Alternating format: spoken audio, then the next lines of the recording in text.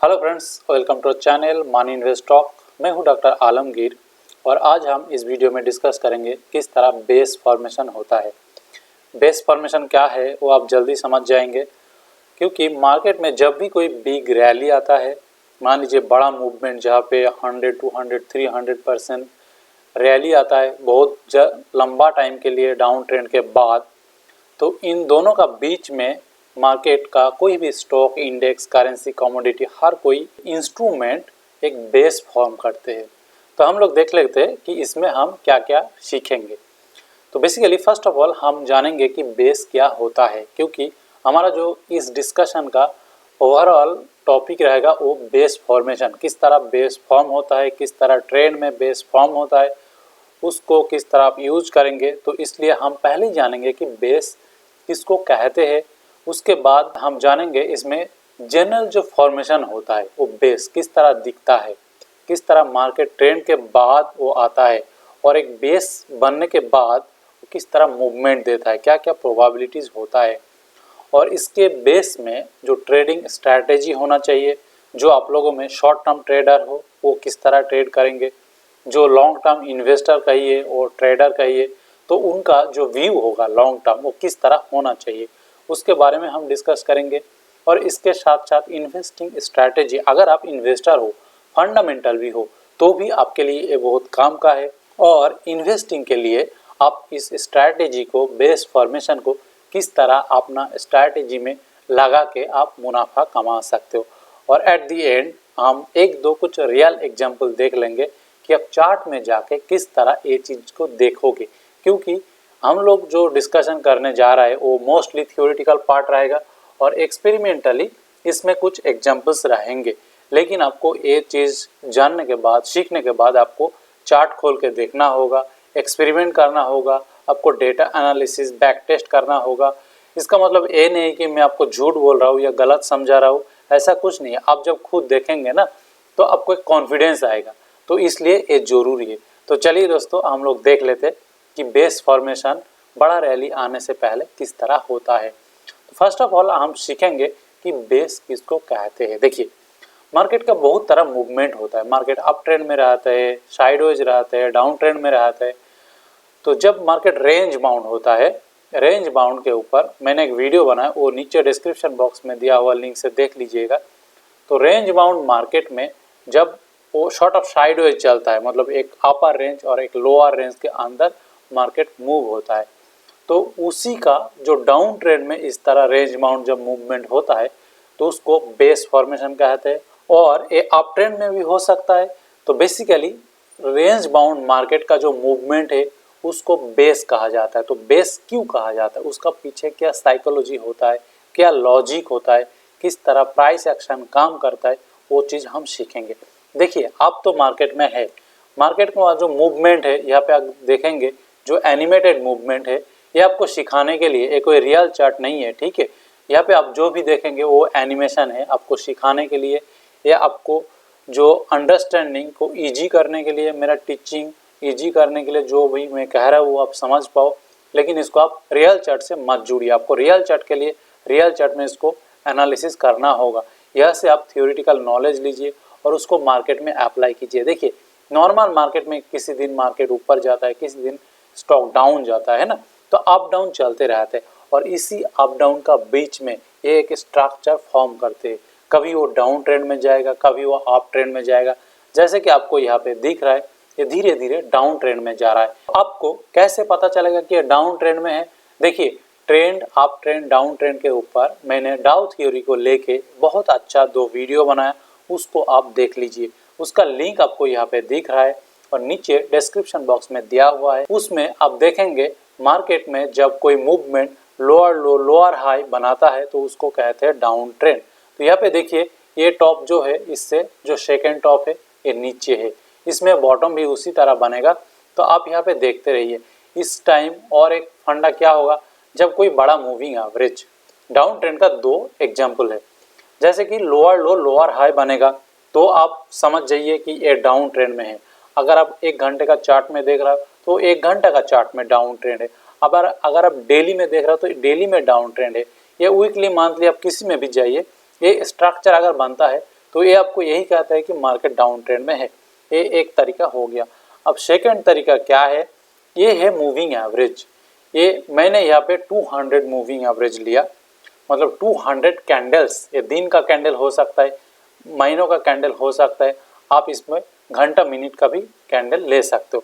तब जिस भी टाइम फ्रेम में कर रहे हो तो उस टाइम फ्रेम में मार्केट डाउन ट्रेंड है, तब 200 दिन का मूविंग एवरेज ले सकते हो। अब 150 दिन, 250 दिन, 300 दिन भी ले सकते हो, उसमें कोई प्रॉब्लम है नहीं। लेकिन मोरल ऑफ द स्टोरी ये है कि आपको लॉन्ग टर्म मूविंग एवरेज लेना है।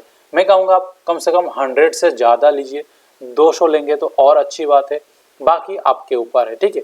तो मूविंग एवरेज धीरे धीरे नीचे की तरफ जाएगा। देखिए मूविंग एवरेज अगर फ्रंट देखेंगे तो धीरे धीरे नीचे आ रहा है, तो ये कहते हैं डाउन ट्रेंड।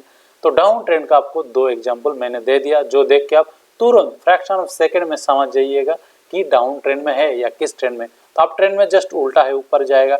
अब देखिए यहाँ से मार्केट तो गिर रहा है ना, अब गिरते गिरते कब तक गिरेगा। डाउन ट्रेंड का जो स्टॉक है वो, जो कंपनी एकदम डूब जाने वाली है वो तो चलते रहेगा, लेकिन अगर कंपनी में कुछ अच्छाई है, उसका कुछ फ्यूचर है, तो वो रिवर्स करेगा, वो लंबा टाइम तक डाउन ट्रेंड में नहीं चलेगा।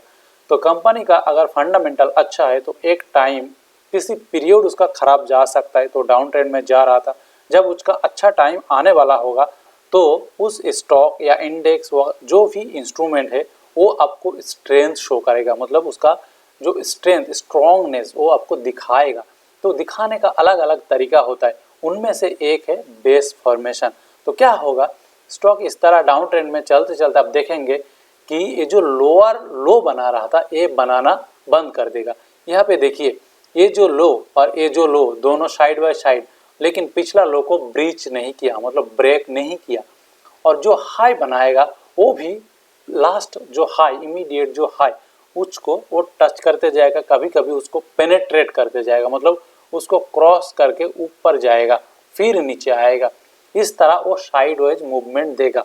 तो ये हो गया जो आपका डाउ थ्योरी से जब बेस फॉर्मेशन का टाइम आता है तो साइडवेज चलने लगता है, लोअर लो बनाना बंद कर देगा, हायर हाई ना भी बनाए लेकिन लोअर हाई बनाना बंद कर देगा, ठीक है। तो इस तरह जब पैटर्न बनने लगेगा तो अब जाइए कि आप समझ जाओ कि इसमें जो सेलिंग साइड है वो धीरे धीरे कम होते गया। अभी इसका साइकोलॉजी हम एंड में पढ़ेंगे कि इसका पीछे क्या साइकोलॉजी काम करता है ना। तो और ये तो एक हो गया जो हायर हाई, हायर लो या लो हाई से आप समझ जाइए कि इसका जो डाउन ट्रेंड ये खत्म होने का, एंड होने का टाइम हो गया।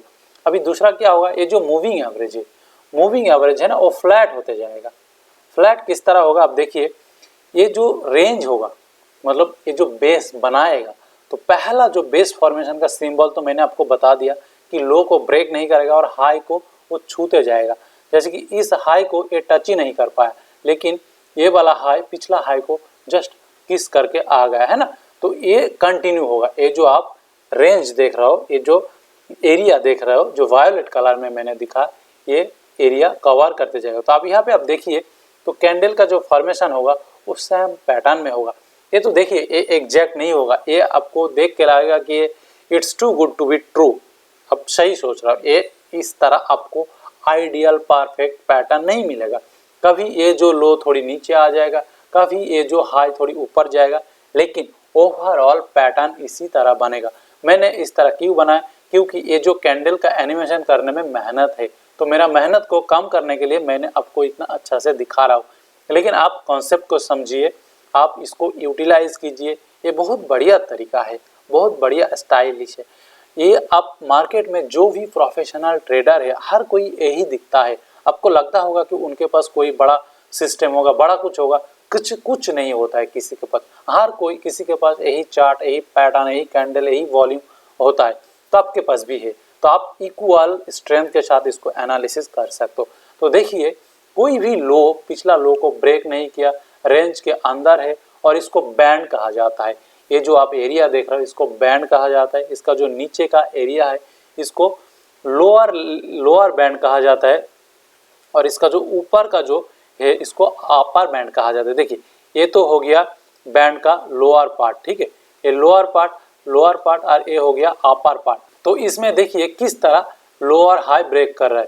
देखिए यहाँ पे जो लो है, सेकेंड लो पिछला लो को ब्रेक नहीं किया, थर्ड लो, पिछला 2 लो को ब्रेक नहीं किया, फोर्थ लो, फिफ्थ लो, वो सेम स्टोरी रिपीट हो रहा है। हाई के साथ भी ऐसा ही है। देखिए हर हाई वो धीरे धीरे एक रेंज के अंदर वो बाउंड है, तो अपर रेंज और लोअर रेंज आपको समझ गया। तो इसको बैंड कहते हैं, कोई लोग साइडवेज मूवमेंट कहते हैं, कोई लोग इसको और कुछ नाम देते हैं, लेकिन आप इसका साइकोलॉजी को समझिए।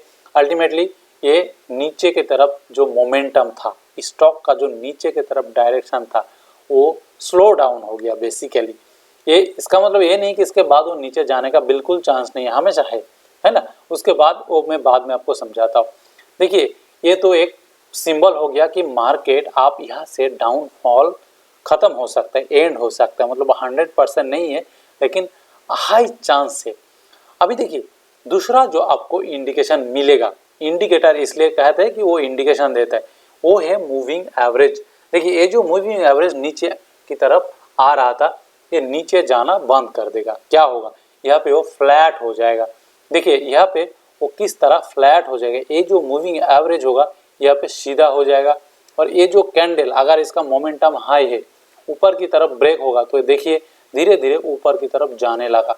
अगर इसका डाउनवर्ड मोमेंटम कंटिन्यू होगा तो नीचे को ब्रेक करेगा। तो इसको आप सपोर्ट रेजिस्टेंस कह सकते हो, इसको सपोर्ट ब्रेक करना, ये रेजिस्टेंस ब्रेक करना बोल सकते हो, बैंड कह सकते हो, upper band, lower band, sideways movement कह सकते हो, और बेस फॉर्मेशन भी कह सकते हो। आपको जो मन चाहे वो नाम दे दीजिए, लेकिन फंडा यही है कि मार्केट का डाउनवर्ड मोमेंटम स्लो डाउन हो गया या खत्म हो रहा है। और ये जो मूविंग एवरेज आप देख रहे हो, मूविंग एवरेज देखिए इसका जो नीचे जा रहा तो नीचे जाना खत्म हो गया, थोड़ी सीधा हुआ, फिर हॉरिजॉन्टल डायरेक्शन में वो जाना चालू कर दिया। इसका मतलब ये भी आपको कह रहा है कि ये नीचे जाने का चांसेस कम है।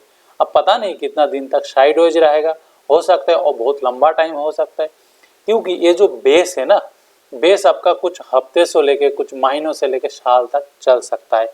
इसका कोई गारंटी नहीं है कितना दिन चलेगा, इसका कोई टाइम नहीं बता सकते आपको। आपको वेट करना होगा किस तरफ ब्रेकआउट या ब्रेक डाउन हो रहा है। तो इसीलिए बेस का टाइम के बारे में आप मत सोचिए, बस पैटर्न देखते जाइए, फॉलो करते जाइए, और ये मूविंग एवरेज देखिए। तीसरा जो सिंबल होगा, प्राइस इस मूविंग एवरेज के ऊपर ट्रेड होने लगेगा। देखिए यहाँ पे क्या हो रहा है, प्राइस इस रेंज में जब डाउन ट्रेंड में था तो नीचे नीचे ट्रेड हो रहा था मूविंग एवरेज। यहाँ पे कभी ऊपर जा रहा है, कभी नीचे आ रहा है, कभी ऊपर जा रहा है, कभी नीचे आ रहा है, और इधर आके ये ऊपर ट्रेड होने लगेगा अगर ये अप ट्रेंड में जाएगा।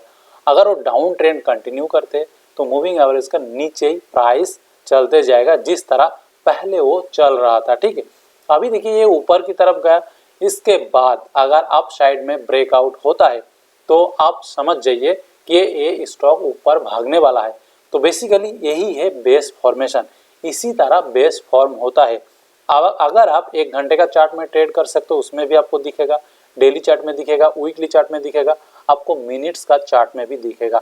इसको कंसोलिडेशन भी कहते हैं, बहुत तरह नाम है, लेकिन इसका साइकोलॉजी क्या है दोस्तों वो थोड़ी देर बाद बताता हूँ। अब इसके बाद जब ब्रेकआउट हो गया तो फिर आप समझिए, आप इसमें एंट्री ले लीजिए, नीचे स्टॉप लॉस लगा दीजिए, और लगाने के बाद आप होल्ड कीजिए। देखिए स्टॉक किस तरह धीरे धीरे हायर हाई हायर लो बनाते बनाते डाउ थ्योरी को फॉलो करते करते ऊपर चलते जाएगा। और आपको क्या करना है, आप अगर राइट टाइम पे एंट्री किए हो, राइट प्लेस पे आप स्टॉप लॉस लगाए हो, राइट पोजीशन साइज लिए हो, आपका अगर राइट साइकोलॉजी है तो आप प्रॉफिट के लिए इसमें वेट कीजिए, स्टॉक अपने आप ऊपर जाएगा। आपको अगर सही स्टॉक सिलेक्शन आता है, सही टाइम में आप अगर एंट्री कर पाते हो तो उसके बाद आपको कुछ करने का जरूरत नहीं, आप बैठे बैठे पैसा कमाओगे, है ना। तो अभी देखिए दोस्तों, अप साइड में ब्रेकआउट होने के बाद थोड़ी सी पुल बैक आया, उसके बाद वो ऊपर चलते गया। अब इसका पीछे क्या साइकोलॉजी है, और इसमें देखिए दूसरा एक मूविंग एवरेज भी आपको कंफर्म करेगा। अब इसमें क्या होगा, मूविंग एवरेज का ऊपर प्राइस होल्ड हो जाएगा। मूविंग एवरेज जब नीचे जा रहा था, फिर साइडवेज जा रहा था, अब ऊपर जाने लगा।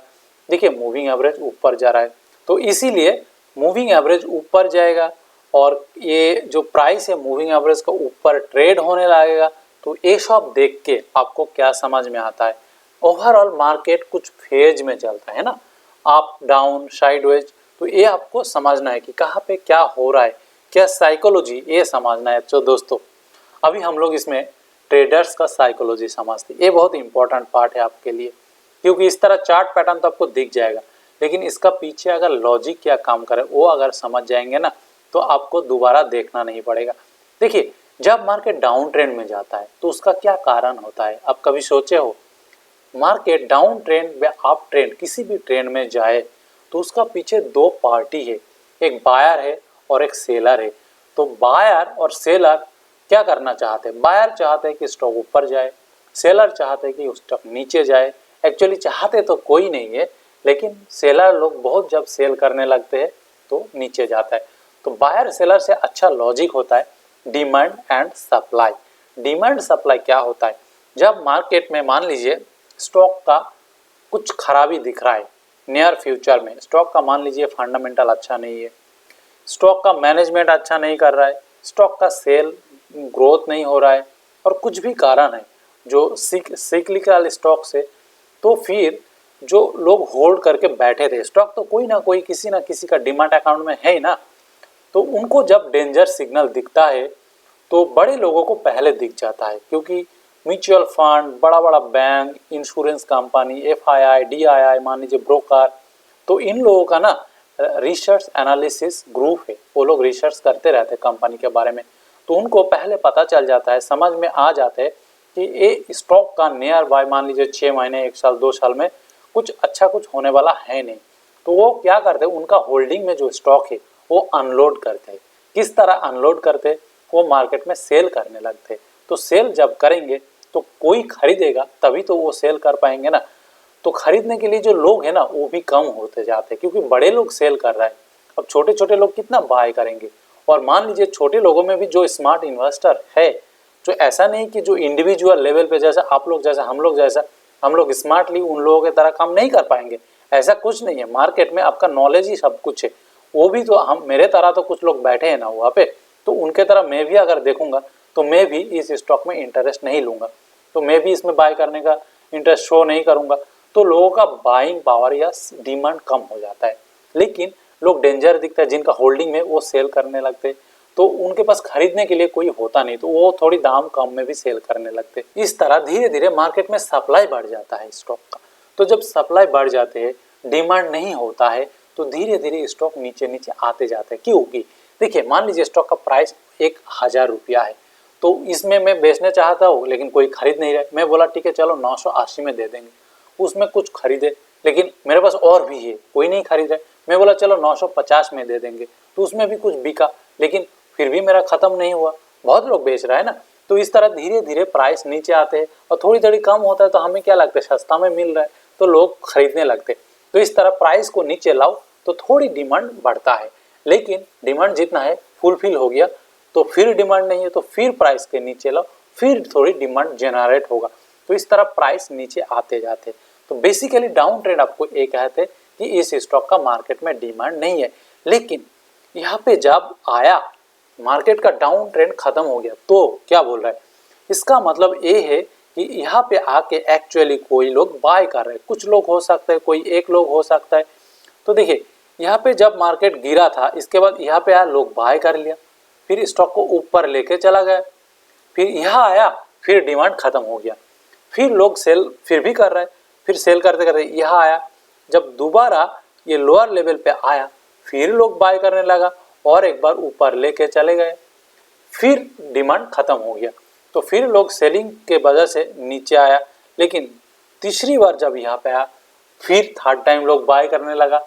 लेकिन लोग जब यहाँ पे आ रहा है तो स्टॉक को बाय कर रहे, वो वेट नहीं कर रहे कि और नीचे जाए और सस्ता होगा तो खरीदेंगे। क्योंकि ये जो प्राइस है, मान लीजिए ये अगर 100 रुपया होता है, तो बायर को लग रहा है ये सही प्राइस है, 100 रुपया में इस स्टॉक को बाय किया जा सकता है। लेकिन अगर थोड़ी ऊपर जाता है, जब यहाँ पे था मान लीजिए 120 था, तो उनको लग रहा था ये महंगा है, कंपनी का जिस तरह हेल्थ है, फंडामेंटल है, तो उस हिसाब से ये स्टॉक महंगा है, हम 120 रुपया तो नहीं देंगे। लेकिन 100 रुपया उनको ठीक लग रहा है, तो वो खरीद रहे। बार बार 100 में आ रहा है वो खरीद रहा है, बार बार 100 में आ रहा है वो खरीद रहा है। अब खरीदते खरीदते मान लीजिए जो बेचने वाले थे, जो सेलर थे, उनका भी तो अनलिमिटेड नंबर ऑफ शेयर तो नहीं होगा उनके पास, उनके पास जितना था सब कुछ बेच दिया, अब वो खाली हो गए।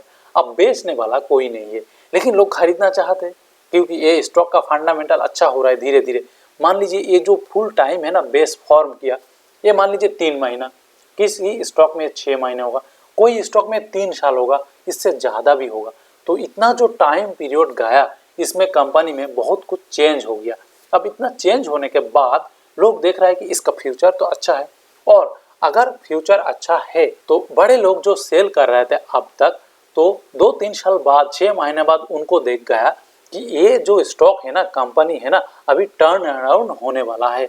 जैसे कि इनका जो लॉस मेकिंग हो रहा था, जो ग्रोथ नहीं बढ़ रहा था, अभी इसमें ग्रोथ आ रहा है, इसमें सेलिंग बढ़ रहा है, और इसमें मान लीजिए कोई अच्छी प्रोडक्ट लॉन्च कर दिया जिसका मार्केट में डिमांड है, तो उनका भी बाइंग इंटरेस्ट आ जाएगा। अब देखिए डिमांड बढ़ने लगा क्योंकि बायर आते गए, तो बायर जब आ रहा है तो सेलर जब घट गया तो सेलिंग करने वाला कोई नहीं, लेकिन बायर को खरीदना है, तो 100 रुपया में खरीदा, जितना बेचने वाला था बेच दिया, और नहीं मिल रहा है तो वो 110 में खरीदने लगा। 110 में जितने लोग बेच रहा था उनको खरीद लिया। अब कोई बेच ही नहीं रहा है तो वो बोले चलो 120 में दे दो, तो 120 धीरे धीरे प्राइस ऊपर चलतेगा। और ये जो टॉप से लोग खरीद नहीं रहा था अभी लेकिन खरीद रहे क्योंकि बहुत सारा बायर हो गया। जैसे जैसे टाइम्स लैप्स होते गया तो सेलर का जो झोली है वो खाली होते गया और बायर बढ़ते गए, बायर और आते गए, तो डिमांड बढ़ते गए। एक टाइम ब्रेक हुआ, ब्रेक होने के बाद लगने लगा अरे भाई ये तो बहुत दिन का हाई ब्रेक हो गया, थोड़ी प्रॉफिट ले लेते। जो नीचे खरीदा था वो प्रॉफिट लिया, थोड़ी पुल बैक आए। फिर पुल बैक तो टेम्पोररी है, स्टॉक का अगर फंडामेंटल स्ट्रांग है तो पुल बैक में कोई लोग एग्जिट नहीं करते, ब्रेकआउट में एग्जिट नहीं करते। जो स्मार्ट इन्वेस्टर है, जो प्रोफेशनल इन्वेस्टर है, वो तो ब्रेकआउट के बाद एंट्री करते हैं। तो जब एंट्री किए स्टॉक देखिए इस तरह भागता है। तो ये होता है साइकोलॉजी बायर एंड सेलर का या डिमांड एंड सप्लाई का। ये चीज आप जब समझ जाएंगे दोस्तों, आप किसी भी चार्ट के तरफ आप 10 सेकंड देखिए, आपको समझ में आ जाएगा ये स्टॉक आपको क्या कह रहे हैं। इसी को कहते हैं प्राइस एक्शन, इसी को कहते हैं चार्ट रीडिंग या कैंडलस्टिक रीडिंग, अब जो भी कहिए। लेकिन ये जो buyer seller demand and supply को एक्चुअली आपको दिमाग में मेजरमेंट हो जाता है कि डिमांड ज़्यादा है या सप्लाई ज़्यादा है। तो ये जब आप सीख जाएंगे ना तब कैंडलस्टिक चार्ट आपसे एक्चुअली बात करने लगेगा ऑन टू ऑन। तो इसलिए मार्केट में कहावत है candles can speak if you can understand of course.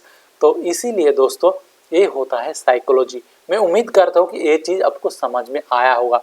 अभी ये तो हो गया, अब इसमें किस तरह ट्रेडिंग करेंगे, किस तरह स्ट्रैटेजी बनाएंगे वो आपको मैं बताता हूँ। कुछ चीज़ आपको ध्यान में रखना है जो आप अगर प्रोफेशन के तरफ करना चाहते हो, प्रोफेशनल इन्वेस्टर की तरह करना चाहते हो, आप खुद इसको एज ए प्रोफेशन लेना चाहते हो। देखिए ये जो मैं पॉइंट्स बताने जा रहा हूँ उसको आप याद रखिए क्योंकि बेस तो आप समझ गए, डाउन ट्रेंड के बाद इस तरह बेस होता है, ये अप ट्रेंड में जाके भी होता है। वो मैं बाद में किसी वीडियो में डिस्कस करूंगा कि अप ट्रेंड के बाद वो किस तरह होता है और उसके बाद किस तरह मूवमेंट होता है। दोस्तों मैं आगे जाना से पहले और एक चीज़ आपको बता देता हूँ।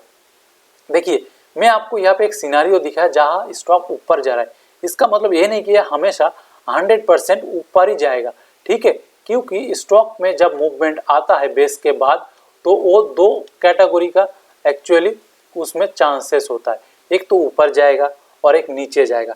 इसका डाउन ट्रेंड अगर कंटिन्यू होना था तो ये ऊपर साइड ब्रेक नहीं देता, ये क्या करता, यहाँ से नीचे ब्रेक होता, फिर पुल बैक आके नीचे, फिर पुल बैक आके नीचे, इस तरह आता।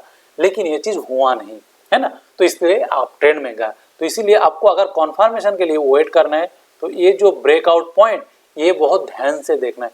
जब ब्रेकआउट हो जाएगा तब आप समझ जाइए कि ये स्टॉक ऊपर जाने वाला है। फिर भी उस स्टॉक आप 100 में से 100 तो नहीं जाएगा, 70-80 जाएगा, ठीक है, इसमें हमेशा प्रोबेबिलिटी होता है। लेकिन जब डाउन ट्रेंड के बाद इस तरह लॉन्ग बेस होता है और इस तरह ब्रेकआउट होता है उसमें आपको 70 to 80% टाइम आपको प्रॉफिट होगा, कुछ नीचे आ जाएगा, फिर घूम के वो स्टॉप लॉस हिट हो जाएगा। लेकिन आपको स्टॉप लॉस तो रखना है ना। और अगर ये डाउन ट्रेंड में चला जाता है तो ये बेस को आप बिलीव मत कीजिए, उस केस में आप इस स्टॉक में एंट्री मत लीजिए, ठीक है। तो हमेशा स्टॉक को आप ट्रेंड में जाना है तभी आप एंट्री लेंगे। चलिए और कुछ आपको प्रोफेशनल टिप्स में बताता हूँ जो अगर आप याद रखेंगे तो बहुत फायदा होने वाला है। देखिए बेस आप समझ गए, अप साइड ब्रेक आप समझ गए, डाउन साइड ब्रेक में आपको एंट्री नहीं करना है वो आप समझ गए। अभी देखिए बेस तो एक हफ्ते का हो सकता है, एक महीने का हो सकता है, एक साल का हो सकता है, कुछ भी टाइम ड्यूरेशन का हो सकता है। अब इसी तरह अगर घंटे का चार्ट में देख रहा हो तो बेस आपका फ्यू आवर्स से लेके 10 घंटा 20 घंटा 50 आवर्स 200 आवर्स कुछ भी हो सकता है। तो इसलिए यहाँ पे देखिए longer the base stronger it is, जितना लंबा टाइम तक बेस चलेगा, मतलब जितना लॉन्ग टाइम तक ये बेस के अंदर घूमेगा, तो ये आपका प्रेशर कुकर की तरह प्रेशर जनरेट होगा, तो उतना ही बड़ा ब्लास्ट होने वाला है आइदर अप साइड और डाउन साइड। जैसे कि आप अगर प्रेशर कुकर में खाना बनाते हो तो उसको क्या ना ढक के रखते हो, वो बहुत टाइम लेके प्रेशर अंदर बिल्डअप होता है, उसके बाद जब ब्लास्ट करते तो फट से आपका बहुत सारा वेपर एक कट्ठा निकालते। तो इसमें भी उस तरह ये रेंज बाउंड मार्केट एक प्रेशर कुकर की तरह होता है, घूम रहे बायर सेलर फाइट कर रहा है इक्वली। तो इसके अंदर ना कभी बायर या सेलर कोई एक तरफ ना स्ट्रांग होते जाता है, जो हमें समझ में नहीं आता है।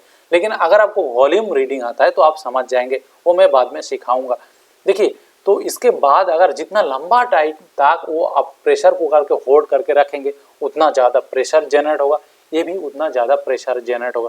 उसके बाद अगर अप साइड ब्रेक होता है तो बहुत बड़ा मूवमेंट देगा, यानी कि डाउन साइड अगर होता है तो नीचे भी डाउन तरफ शार्प फॉल होगा। ये चीज़ आपको ध्यान में रखना है। तो जितना बड़ा बेस होगा उतना ये स्ट्रॉन्ग आपका ब्रेकआउट हो सकता है। तो बड़ा बेस मतलब क्या है, एक हफ्ते का बेस से एक महीना का बेस ज़्यादा स्ट्रॉन्ग है, एक महीने से 6 महीने का बेस ज़्यादा स्ट्रॉन्ग है, 6 महीने से 1 साल का बेस और ज़्यादा स्ट्रॉन्ग है। इसलिए याद रखिएगा जितना बड़ा बेस होगा उतना ही वो स्ट्रॉन्ग है। तो अगर आप साइड ब्रेकआउट होता है तो आपको बहुत बड़ा प्रॉफिट देने का वो कैपेबिलिटी रखते हैं। तो इसलिए आपके पास अगर दो चार्ट है, दोनों बेस बना रहा है, आपको दोनों में चूज करना है, किसी एक में आप एंट्री लेंगे तो किस तरह करेंगे, जिसका बेस लंबा टाइम के तक ब्रेक हुआ, जिसका बेस लंबा टाइम तक चला और उसके बाद ब्रेक हुआ, आप उसमें एंट्री लेंगे। छोटा वाला बेस को आप अवॉइड कीजिए। और ऐसा भी कर सकते हो कि बड़ा बेस में आप 75% लगाइए और छोटा बेस में आप 25% लगाइए। ठीक है, तो ये अलग अलग स्ट्रैटेजी हो सकता है, आपका जो कंफर्ट जोन है उस हिसाब से आप इसको बना सकते हो। इसमें कोई थंब रूल है नहीं कि आप ये करेंगे तो प्रॉफिट होगा, आप कुछ भी कीजिए, सही प्रोसेस फॉलो करेंगे तो आपको प्रॉफिट होगा। ठीक है, और कुछ मैं बताता हूँ। देखिए traders can trade between bands, ये जो बैंड है बेसिकली सपोर्ट रेजिस्टेंस और लोअर बैंड अपर बैंड, इसके बीच में ट्रेडर ट्रेड कर सकते हैं आवरली चार्ट में या डेली चार्ट में। एक हफ्ता 2 हफ्ता का होल्डिंग पीरियड होगा, जब नीचे आएगा आप बाय कीजिए और ऊपर जाएगा आप सेल कीजिए, ये ट्रेडर कर सकते। लेकिन अगर आप इन्वेस्टर हो, आपको लग रहा है कि ये तो ब्रेकआउट होने वाला है, आपको लग रहा है कि ये ब्रेकआउट होने वाला है तो खरीद लेते, क्योंकि जब ब्रेकआउट हो जाएगा तब तो प्राइस ऊपर चला जाएगा। और याद रखिएगा दोस्तों, ये ब्रेकआउट जब होता है ना, ये जो प्राइस डिफरेंस है अपर बैंड से लोअर बैंड, ये मान लीजिए 10 से 20%, 20%, 30%, 50-60% से 100% हो सकता है। ऐसा कोई नहीं है कि आपको 10% का अंदर ही बैंड मिलेगा, 20-30 कॉमन होगा, 50-60 भी मिलेगा आपको। तो इसलिए आपको लग रहा है कि जब ब्रेकआउट होगा ये तो 20% प्राइस बढ़ जाएगा, तब मेरा बाइंग प्राइस ज़्यादा हो जाएगा, तो यहाँ पे खरीद लेते हैं। आप इन्वेस्टर हो, लॉन्ग टर्म हो, नहीं दोस्तों ये गलती मत कीजिए। आपको थोड़ी पता है कि ये ऊपर जाएगा, जब तक ब्रेकआउट नहीं होता आपको कैसे पता है कि बायर स्ट्रांग है या सेलर स्ट्रांग है। बैंड में चल रहा है मतलब बायर सेलर दोनों इक्वल है ना, कोई ऊपर नहीं जा रहा है और अपोजिट पार्टी नीचे नहीं जाने दे रहा है। तो बायर चाह रहा है ऊपर लेके जाना, सेलर चाह रहा है नीचे लेके जाना, लेकिन कोई जीत नहीं रहा है। तो आप अगर इसमें कम प्राइस में आपको मिल जाता है, ये सोच के आप एंट्री लेते हो सके कि वो डाउन साइड में ब्रेक दे और आपका बड़ा नुकसान हो जाए। इसीलिए दोस्तों इन्वेस्टर या लॉन्ग टर्म ट्रेडर जो हो, 1 साल का होल्डिंग है, तो आप कभी भी बेस के अंदर एंट्री मत लीजिए, आप वेट कीजिए ब्रेकआउट में। आप ब्रेकआउट के बाद आपको थोड़ी अगर ज़्यादा प्राइस देना पड़े आप दीजिए, लेकिन आपका प्रॉफिट कमाने का चांसेस हाई है। अब क्यों ऐसा चांस लेंगे, इसमें 50-50, जब अंदर है उसका 50% ऊपर जाने का चांस है, 50% नीचे जाने का चांस है। ये 50-50 गेम मत खेलिए।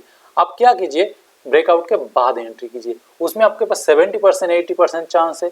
अगर आप चाहते हो 50-50 खेलना तो खेलिए, लेकिन स्टॉप लॉस 100% रखिए। अगर ब्रेकडाउन होगा आप तुरंत सेल कर देंगे, कुछ भी लॉस हो, नहीं तो आपको कोई नहीं बचा सकता है। ठीक है, तो ये है दूसरा पॉइंट। इन्वेस्टर के लिए प्रॉब्लम ये है, आपका तो टारगेट ब्रेकआउट के बाद जो बड़ा रैली होगा उसमें आप प्रॉफिट करेंगे।